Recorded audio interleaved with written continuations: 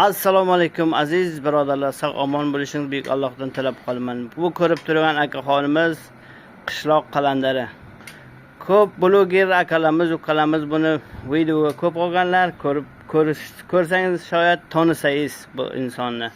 Lekin bu inson haqida chiroyli ma'lumot beraman. Bu inson shu Mahmud Darvishni amakisi bo'ladi. Juda ham bir qalandar, yaxshi inson, Allohga yaqin inson.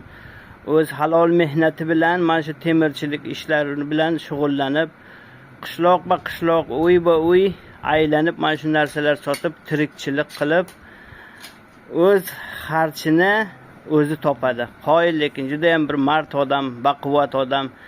Yoshi ham ancha bo'lgan, lekin yoshidan ortiqroq kuchli. Mashalloh. Shu akamiz borada bizning kommentga yozsangizlar, o'z fikr mulohazalaringizni bilib olardik. Salomat bo'ling, kuningiz xayrli bo'lsin. Assalomu alaykum.